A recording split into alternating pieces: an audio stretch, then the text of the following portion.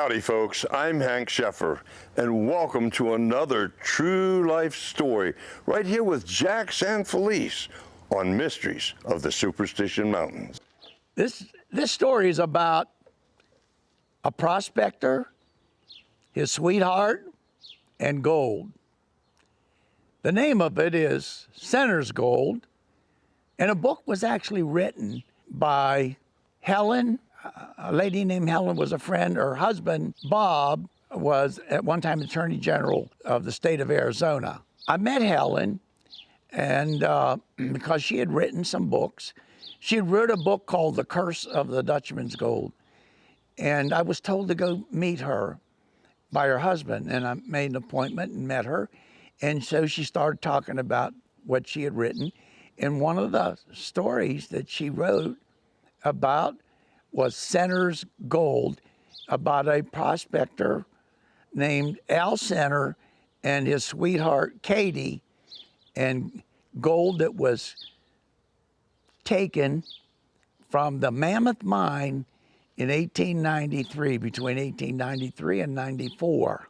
It's an interesting story because, you see, Al Senner claimed that he was part of a group of prospectors that had found the Mammoth Mine after a storm had rolled through the Superstitions and had busted out a wash and turned out to be a wall of gold there. And that wall of gold became part of the Mammoth, very famous Mammoth Mine, that millions of gold were taken out in now where the ghost town of Goldfield is. So, geez, you have a real story about people, and the story she got from Tom Collinborn, who found an old diary in Prescott in a house that had belonged to some friends or relatives of Tom's. And in fact, I have Tom's actual notes that he took from the diary. He gave me a copy of his first handwritten notes of the story of Senner's Gold. And he gave this story to Helen Corbin, and she turned it into a book. Well, that happened about 1892 or 93, where these prospectors were out searching for gold around Goldfield. And when that storm came up, it had washed this area out where it opened up what Al Senner called a wall of gold. Now, they asked Al Senner, these prospectors, to stay there and hold the ground. In other words, keep anybody from filing on it until they got back from filing a claim on it. When they went in to Phoenix to file a claim on it, they neglected one part in the claim. They did not put Al Senner's name on the claim. Now, this is his story. And so Al Senner went back there after a claim was filed, and he had talked to the next, well, they didn't hold that claim very long. They sold it for $20,000. They didn't figure it was just one little bit of gold a pocket. It wasn't a pocket. They went down about 1,000 feet in tunnels everywhere, and they took millions in gold out of that particular mine. In fact, they mined an area there that they stope area where they got the richest ore out of, and they called that stope the Mormon stope because the people that had found it were Mormons. Well, Al Senner went back and complained to these guys that he should have been on the this and that. And so they gave him a job working underground. He thought he was going to get the job as a foreman, but apparently he did not get that job. But nevertheless, he was a miner underground in that area where the ore was very rich. So all of this burned on his brain, Senner's brain, and he just more and more he thought about it, the more just obsessed he became with. Part of that gold was his anyhow. So he started stealing it. He started high grading it, and he would take about 10 to 15 pounds every week of high-grade ore, and he'd cob it at his cabin near the near the Mammoth mine, and he would cob the ore near the Mammoth mine in his shack, and he would take the quartz pieces and they would throw them in the wash where they would be washed away, and he kept the high-grade ore. And he put these in little pouches. Al was a hunter too, and he killed rabbits, and in fact he lived off of jackrabbits. And he would skin them, and he made pouches out of them where he would put the gold in these various pouches. And every weekend, he would ride his horse on Sundays up the backside of the Superstition Mountain itself, and well, they couldn't see him from over there. So he would ride up to the base of this particular ridge line over here and follow that ridge line as you see it, as it's going up toward the top of the mountain. It's a long, slow climb, but in the old days you can make it. And he'd get up on top, right around the base of the Flatiron. In that particular area, he made a camp, and he stayed up there, and he also hid those pouches of gold somewhere up in that area. And he did it almost every weekend for a year. And 1894 comes along, and they had been suspecting a lot of people of high grading, is what Al Senner was doing. He was high grading the best gold that he could find. They went to his shack. The mine police, they called them mine bulls, were beating on people to get them to tell who was stealing the gold. And so they came across Al, and they searched and searched his clothes. They searched his cabin. They dug up around. They could not find the gold. But he was nevertheless a suspect. And they went back to try to confirm that he was doing it. And when they went back to it, they beat on him and beat on him. And one of the interrogators was a deputy sheriff, supposedly a deputy sheriff, and he took out his big revolver and smashed Al Senner on the arm, and he broke his arm. He broke the arm below the elbow, and he really damaged it. And so Al Senner decided he was going to leave. He wasn't going to wait for him to come back and kill him. He didn't tell him. He never told him he had gold. He took the gold. And he rode on his horse, and the next thing you know, he's in the desert, and he rides out towards Florence. And he's found by I believe, a Pima Indian, and they took him to a doctor in Florence. And the doctor amputated that arm below the elbow, and he kept Al Senner with him for 3 months until he was well enough to get better.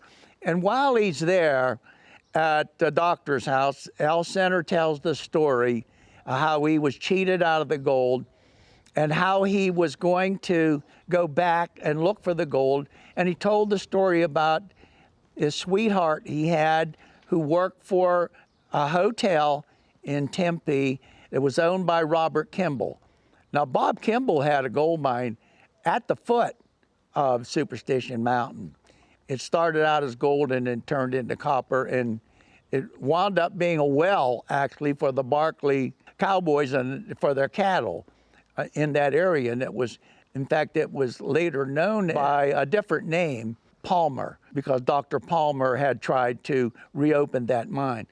And he said that he was going to go back and marry Katie, but not till he got a stake, so he could provide for her in a manner which she should be provided for, that a beautiful woman and a gentle woman and a lady should be provided for. And so Al, after he got better, enough that he could ride his horse, took some pack horses, and he said he was going to go back, and it was in March or early April. He left the doctor's house and he went back to the old horse trail in Superstition over by West Boulder Canyon. And there was a trail where you could ride a horse up to the top The doctor never hears from him. A week goes by, 2 weeks goes by, 3 weeks goes by, a month goes by. And no, he doesn't hear from Al Senner. So he gets a cowboy named Joe Gibson from one of the ranches. He had looked over for somebody would ride up there with him. Nobody would ride up there because the winds were heavy and snow would intermittent. And if you're up there at 5,000 feet, or a little over 5,000 at the top, Al Senner had a camp on the top of Superstition Mountain near the Hoodoos. He had a camp there, and then he also had a camp on top of the Flatiron. And so he did that, I believe, for a purpose, because anybody found one of his camps, they wouldn't know where he had hidden the gold. And there were so many crevices and holes and little caves, literally thousands of them. You had to know exactly where to go and to find it. Well, Al Senner, like I say, he went back, and apparently as he was headed back, a storm came up, and he went over the hill, and about 500 feet, he dropped with his horse and the pack horses, and they were all, of course, killed. So the doctor finally gets Joe Gibson to go up there to backtrack, and the doctor told him where to look in case something happened to him, where to look. And so they go up on the Flatiron. They finally get up there. It takes a long time of riding up that trail. It was a dangerous trail, and I don't know how they ever did it. I've hiked up there many times, and I could never imagine riding a horse up there. In any event, he rides a horse up there, and they ride horses up there, and they make camp, and they go the next day in the morning, and they're looking for Al Senner or his remains.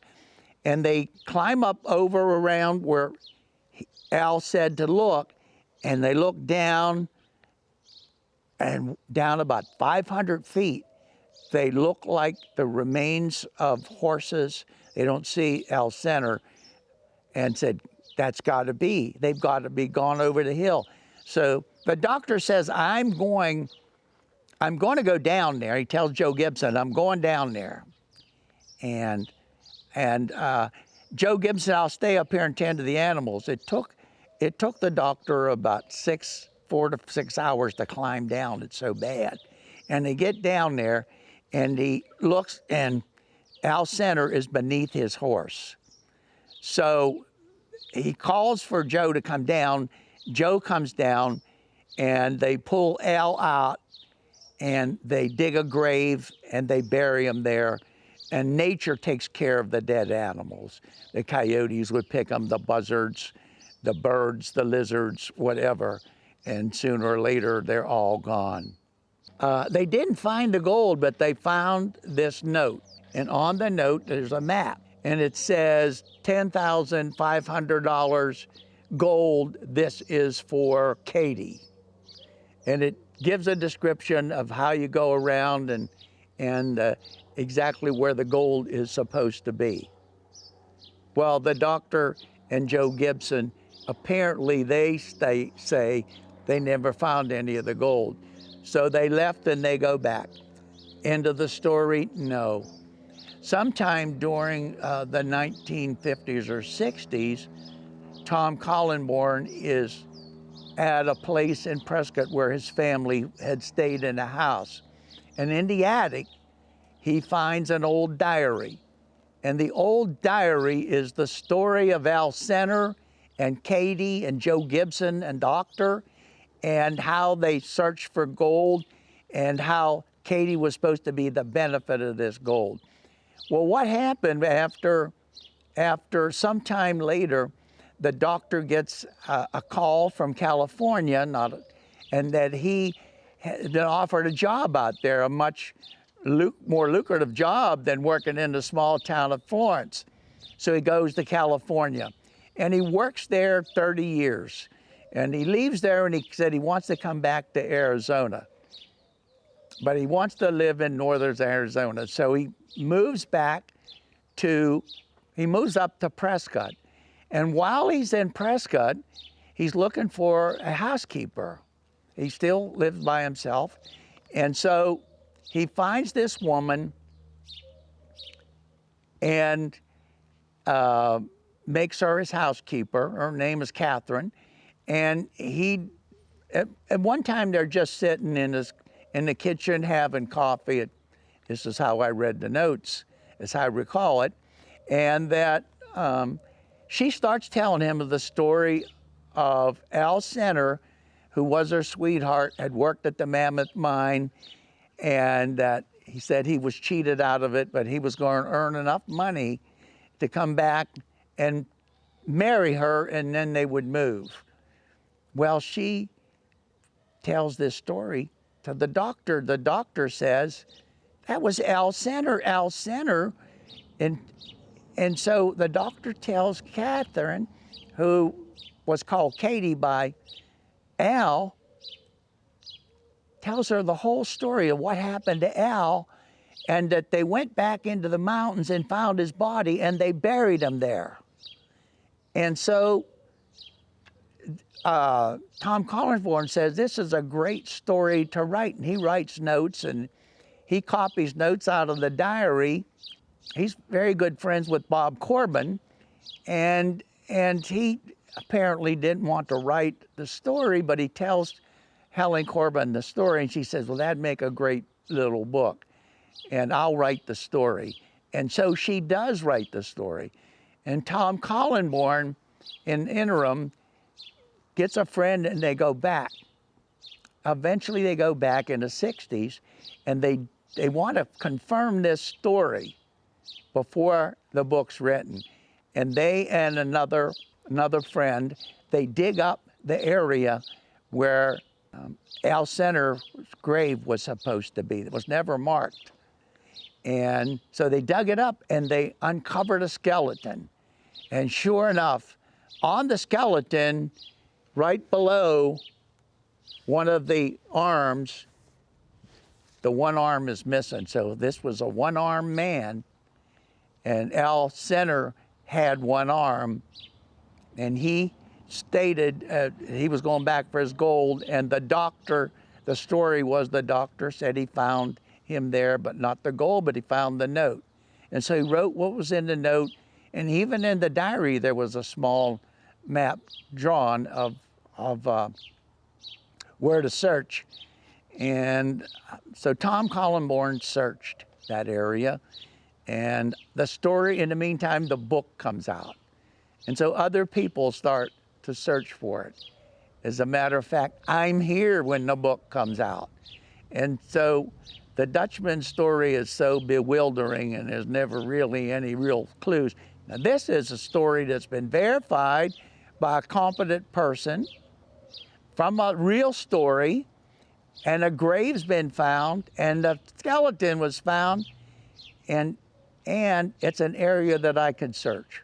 So I started searching and climbing up on top of Superstition Mountain proper, on the western end of it, up where all the hoodoos are. After 3 or 4 times of that real hard climb, I get discouraged.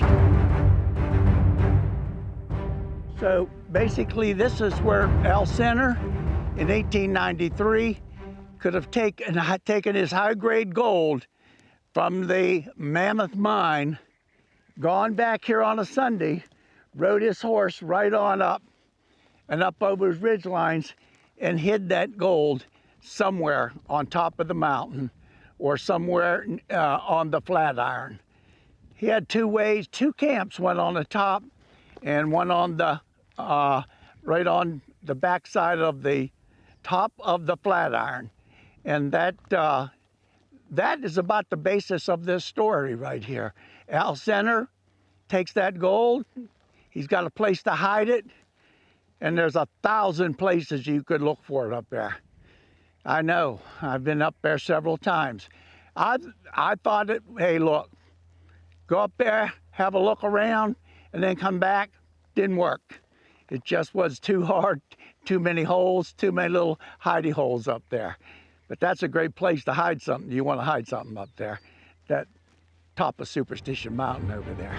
Thank you for watching this episode of Mysteries of the Superstition Mountains.